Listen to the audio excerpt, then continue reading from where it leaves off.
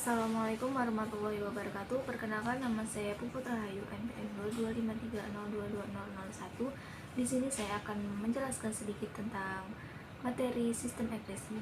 Apa sih sistem ekresi itu? Sistem ekresi itu merupakan pengeluaran sisa zat-zat metabolisme yang tidak digunakan lagi oleh manusia. Kemudian zat ini dapat berupa karbon dioksida, kemudian urin, urea, keringat, dan senyawa-senyawa lain yang bersifat racun.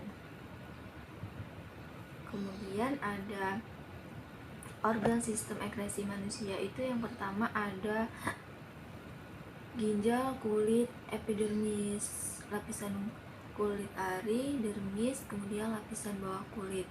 Kemudian ada paru-paru, trakea, bronkus, kemudian lobus, alveolus, kemudian ada pleura, dan yang terakhir ada hati. Kemudian ada gangguan dari penyakit pada sistem ekresi. Itu yang pertama ada uremia, gagal ginjal, batu ginjal, radang ginjal, kemudian diabetes insipidus, kemudian ada uretris dan pneumonia. Kemudian ada organ sistem ekresi manusia. Itu yang pertama ada ginjal. Nah, ginjal ini merupakan organ ekresi pada manusia yang berbentuk seperti kacang. Jumlahnya itu 2 yang terletak di kanan dan di kiri tulang belakang, tepatnya di bawah hati dan limpa. Dalam tubuh manusia dewasa, ginjal ini biasanya memiliki panjang sekitar 11 cm.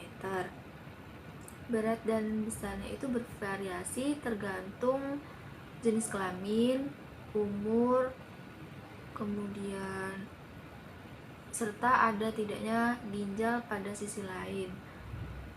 Pada lelaki dewasa, rata-rata ginjal itu memiliki panjang sekitar 11,5 cm dan lebarnya itu sekitar 6 cm. Ketebalannya itu mencapai 3,5 cm dengan berat sekitar 120 sampai 170 kg atau kurang lebih 0,4% dari berat benda. Kemudian pada wanita dewasa itu berat ginjal sekitar 115 sampai 155 gram. Volume rata-rata ginjalnya itu 146 cm di kiri dan 134 cm itu di kanan. Nah, kemudian ginjal itu mempunyai fungsi melakukan penyaringan di dalam tubuh. Di samping itu juga untuk mengatur tingkat keseimbangan air, mengatur konsentrasi garam yang ada pada tubuh. Nah, kemudian ada proses pembentukan urin. Yang pertama itu ada filtrasi. Apa sih itu filtrasi? Filtrasi itu proses penyaringan sel-sel darah. Kemudian ada reabsorpsi, itu proses penyerapan kembali zat-zat yang masih dibutuhkan oleh tubuh. Kemudian itu yang kedua ada kulit. Nah, kulit ini adalah lapisan jaringan pelindung. Yang kedua itu ada kulit. Kulit itu adalah lapisan jaringan pelindung paling luar pada manusia. Nah, yang terdapat di permukaan tubuh, sama seperti ginjal. Kulit itu juga memiliki peran dalam sistem ekresi karena mampu mengeluarkan zat-zat sisa berupa kelenjar keringat. Fungsi lain dari kulit itu untuk melindungi tubuh terhadap patogen dan kehilangan air yang berlebihan. Kulit itu terdiri dari 3 macam lapisan yang masing-masing itu mempunyai fungsi tersendiri. Di antaranya yang pertama itu epidermis atau lapisan kulit ari. Epidermis adalah sebuah lapisan kulit yang paling luar dan sangat tipis. Kemudian epidermis itu terdiri dari lapisan tanduk dan lapisan malpighi. Apa sih lapisan tanduk itu? Lapisan tanduk itu adalah sebuah sel-sel mati yang mudah mengelupas dan tidak mengandung pembuluh darah serta serabut saraf. Kemudian ada dermis, lapisan kulit jangat itu merupakan sebuah lapisan kulit yang terletak di bawah lapisan epidermis. Kemudian ada lapisan bawah kulit itu lapisan ini terletak di bawah dermis, diantaranya lapisan jaringan ikat bawah kulit dengan dermis yang dibatasi oleh sel lemak. Kemudian itu ada paru-paru. Ada sepasang paru-paru di dalam tubuh manusia, yaitu paru-paru kanan dan kiri. Kedua terletak itu di rongga dada, di mana paru-paru kanan itu biasanya lebih besar, sementara paru-paru kiri itu lebih kecil, yang berdekatan dengan jantung. Kemudian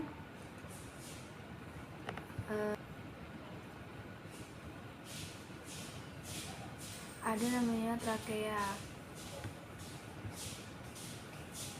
Trakea itu merupakan lanjutan saluran nafas dari laring sebagai perantara antara laring dan bagian paru-paru lain. Nah, trakea ini juga sebagai batas antara sistem respirasi bagian bawah dan bagian atas. Sistem respirasi bagian atas diantaranya bagian hidung dan laring. Kemudian ada bronkus. Bronkus itu sering juga disebut sebagai percabangan dari trakea. Itu memiliki fungsi untuk mengeluarkan benda asing dan kotoran yang masuk ke dalam saluran pernafasan. Fungsi ini dilakukan oleh silia yang ada pada dinding bronkus. Bronkus primer itu merupakan percabangan pertama dari trakea, terdiri dari bronkus primer dexta atau bronkus yang mengarah pada paru-paru kanan, kemudian bronkus sinistra, bronkus yang mengarah pada paru-paru kiri. Selanjutnya percabangan bronkus akan menjadi bronkiolus. Kemudian ada lobus. Pada paru-paru itu juga terdapat beberapa lobus, di antara 3 di bagian kanan dan 2 di bagian kiri. Lobus pada paru-paru kanan itu dipisahkan oleh patahan miring dan patahan lurus. Kemudian ada alveolus. Alveolus itu biasa disebut juga dengan kantung udara yang muncul dari bronkiolus.